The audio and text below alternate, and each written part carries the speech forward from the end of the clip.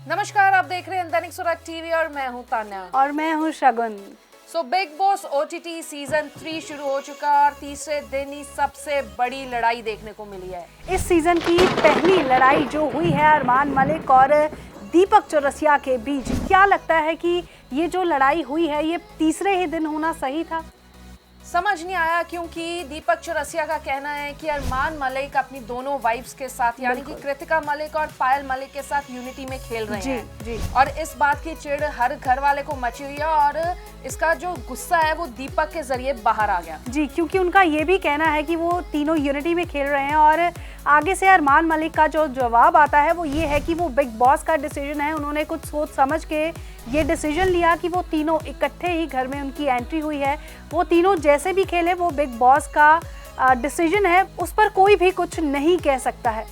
दीपक चौरसिया का कहना था कि जब भी वो कुछ बोलते हैं तो उसी पे अरमान मलिक साथ ही रिएक्ट कर देते हैं और ये बात गलत है कि जब भी मैं कोई बात अपनी रखता हूं तो अरमान मलिक का बीच में बोलना जरूरी नहीं है। बिल्कुल, और आर्ग्यूमेंट्स हीटेड तब हुए जब बातें चल रही थी घर के राशन को लेकर कि राशन प्रॉपर नहीं मिल पा रहा है, सबको खाना टाइम पर नहीं मिल पा रहा है। तभी अरमान मलिक और दीपक के बीच में कुछ ऐसा सुनने को मिलता है जब दीपक चौरसिया ऐसा कहते हैं कि आप जैसे लोग मेरे ऑफिस के 2 किलोमीटर की दूरी तक पाए जाते हैं। और अरमान मलिक का आगे क्या कहना है? इसी के बाद अरमान मलिक ने फिर इसका जो जवाब दिया गुस्से में आके कि आप जैसे लोग तो मेरी बिल्डिंग के नीचे खड़े रहते हैं और मैं उनसे मिलता तक नहीं हूँ।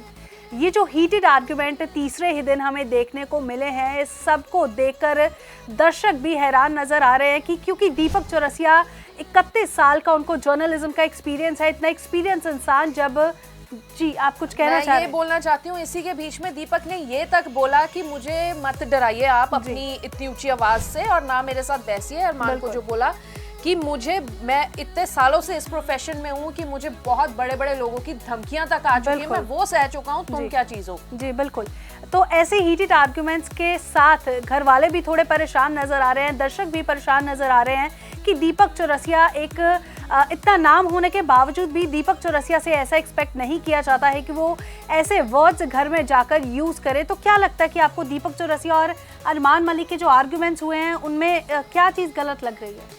मतलब समझ ही नहीं आया कि दीपक ने इस तरह से रिएक्ट एकदम से क्यों किया, क्योंकि अब ये भी कहा जा रहा है कि दीपक भी सामने आना चाहते हैं, दीपक भी अपना गेम रख रहे हैं, दीपक अपने जरिए अपनी आवाज के जरिए दिखाना चाहते हैं कि मैं भी इस घर में हूं। बिल्कुल बिल्कुल, तो ये हीटेड आर्गुमेंट जो तीसरे ही दिन आपको देखने को मिला है, अब देखना ये होगा कि वाकई ही बिग बॉस इस पे कुछ रिएक्ट करते हैं नहीं, कि वाकई ही ये तीनों की गेम एक साबित होती है कि तीनों मिलकर खेल रहे हैं, या फिर दीपक चौरसिया के बारे में लोगों का क्या रिएक्शन आता है वो भी हम आपको जरूर बताएंगे। इतना तक कहा गया एपिसोड में कि दीपक चौरसिया का तो काम ही ये है कि वो पंगा ले लेते हैं, तीली छोड़ देते हैं, खुद पीछे हट जाते हैं, जैसे उनका प्रोफेशन है कि दूसरे बंदे को पोक कर देते हैं, उसके बाद अगला जो मर्जी बोले। जी, बिग बॉस में जाने से पहले भी उनकी बहुत सारी कंट्रोवर्सीज रही हैं, तभी ये घर वालों की रिएक्शंस आ रहे हैं जो लोग उनको जानते हैं कि दीपक चौरसिया तो है ही ऐसे, कि दीपक चौरसिया को एक टैग मिलना शुरू हो गया है घर में।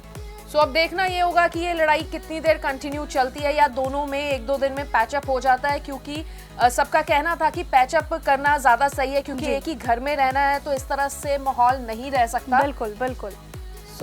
आप लोग भी कमेंट करके हमें बताइए कि आपकी इस पे क्या राय है, आपको क्या लगता है कौन सही है कौन गलत है, और क्या आप कहना चाहते हैं, या इस शो को देखकर आप क्या सोच रहे हैं कि इस शो में क्या वो तीनों वाकई से इकट्ठे हैं या फिर अलग अलग अपनी अपनी तीनों गेम खेल रहे हैं।